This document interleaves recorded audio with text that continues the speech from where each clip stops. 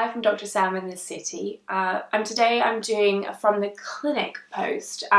So this week I had quite a few girls in who had a common problem. They'd just gotten married. We had their skin looking amazing for the wedding, and their plan thereafter was to stop the contraceptive pill because they were thinking about having a baby, which is a very common situation.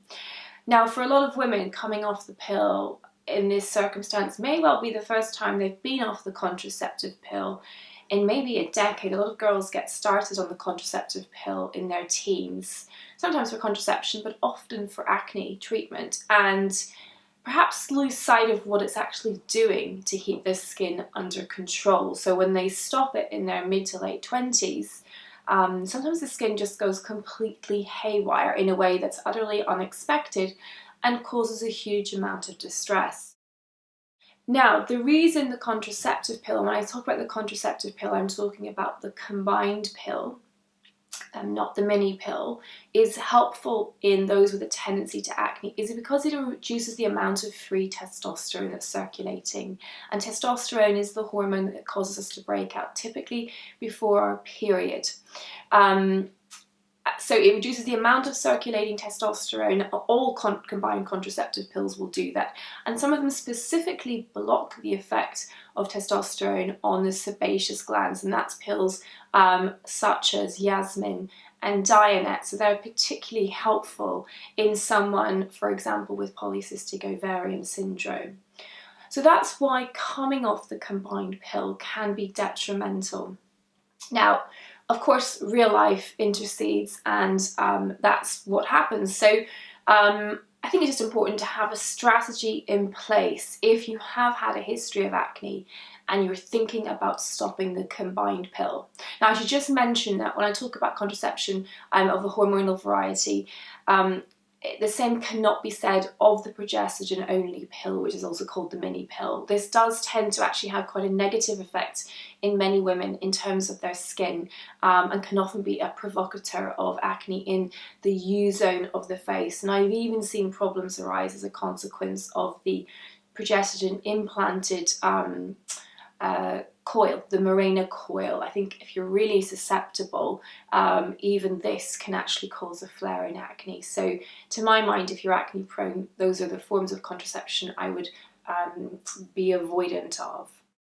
Anyway, so coming back to coming off the combined pill, I think what's important is to plan for coming off the pill, and that means putting in place a topical acne prevention strategy for 3 months before you would actually plan to stop the pill, simply because that's the length of time it typically takes to really see results. And if you're planning to fall pregnant immediately, then I would tend to use something that's pregnancy compatible, like azelaic acid. This is a generally good skin conditioner. It's a chemical exfoliant, a brightener, and it's good for pigmentation anyway. So something like that, started off every other night, gradually built up to using it twice a day, would be a really suitable way to bring about some stabilizing effect from what you're using on your skin topically before stopping an oral medication.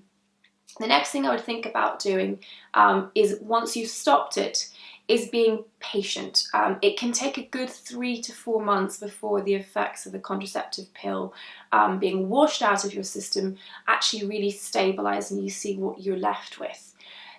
It's not uncommon that the tendency to have acne will diminish a lot once you get a little bit older. So going from, say, 18 when you started the pill to your late 20s, you may well still have much less acne drive than you did back in your teens. But in my experience, adult women don't tolerate acne terribly well whenever it arises for the first time. So I think it's worth acting preventatively and being patient. So when you're thinking about changing up your routine, of course, it makes sense as a secondary thing to actually look at your skincare routine and your makeup practices. It's entirely possible that you've become used to being able to use whatever you like on your skin.